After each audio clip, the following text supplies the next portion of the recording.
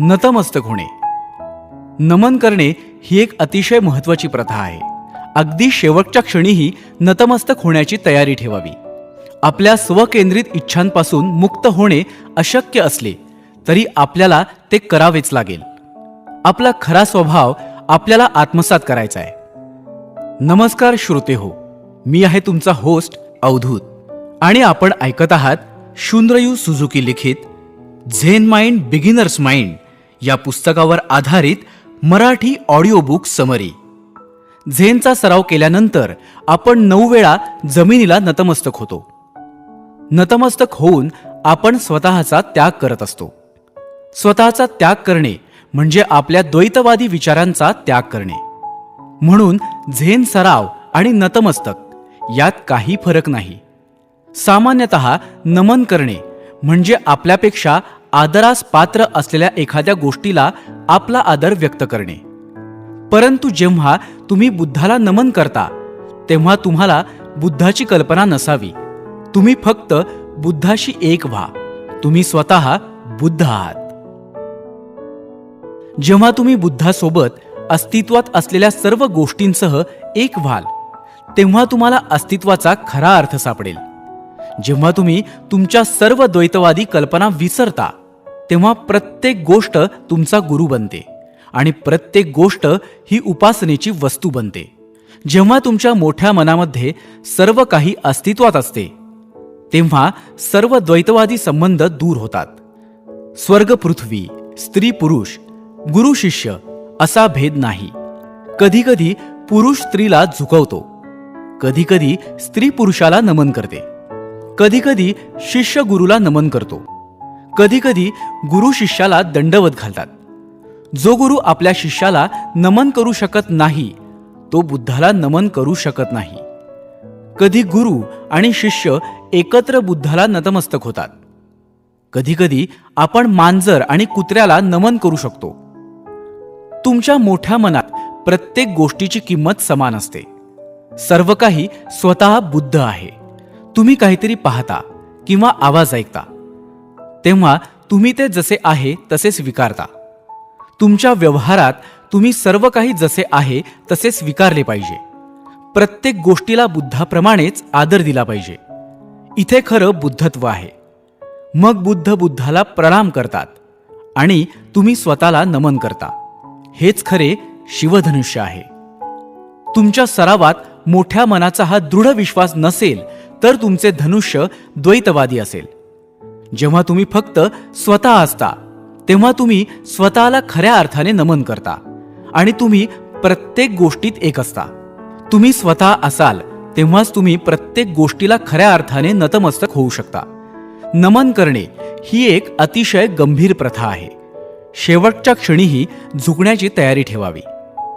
अशा प्रकारची खात्री स्वतःला असणं आवश्यक आहे.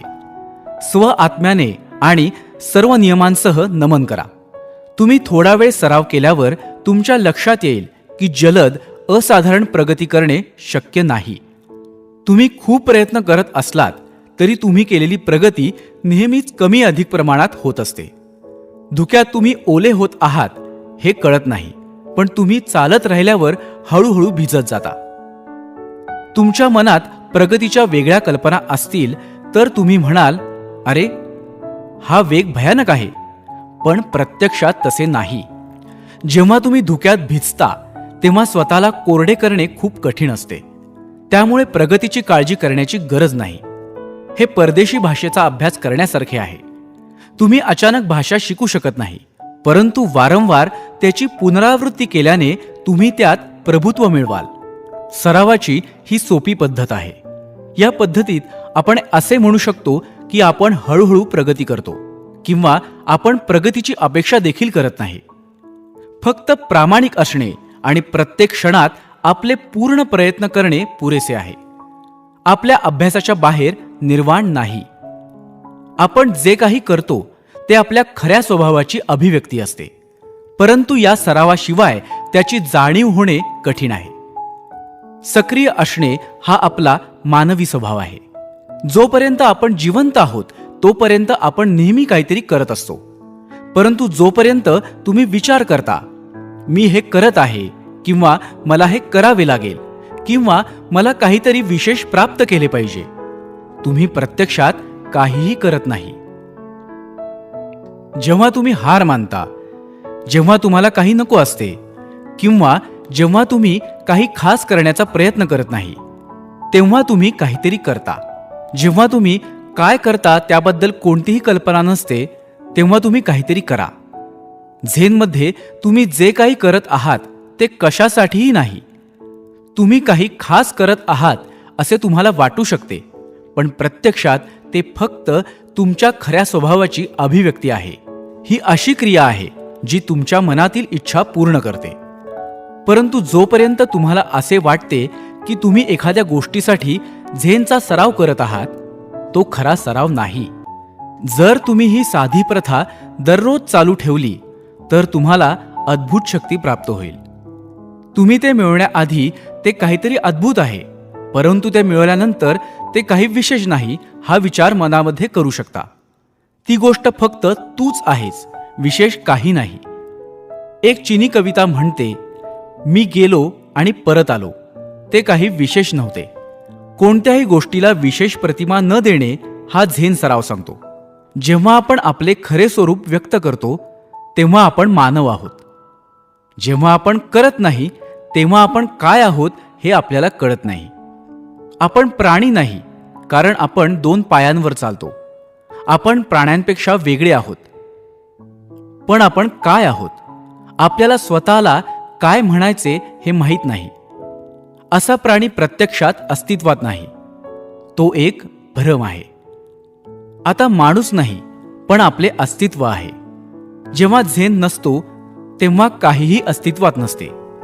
बौद्धिकदृष्ट्या माझ्या बोलण्यात काही अर्थ नाही, परंतु जर तुम्ही खरा अभ्यास अनुभवला असेल तर तुम्हाला मला काय म्हणायचे आहे ते समजेल. जर एखादी गोष्ट अस्तित्वात असेल तर तिचे स्वतःचे खरे स्वरूप आहे. त्याचा बुद्ध स्वभाव आहे. जीवन केवळ वर्तमानात सापडू शकते, परंतु आपली मने वर्तमानात क्वचितच राहतात. त्याऐवजी आपण भूतकाळाचा पाठलाग करतो किंवा भविष्यासाठी आसुसतो. आपण स्वतः आहोत असे आपल्याला वाटते, परंतु प्रत्यक्षात आपण स्वतःशी प्रत्यक्ष संपर्कात नसतो.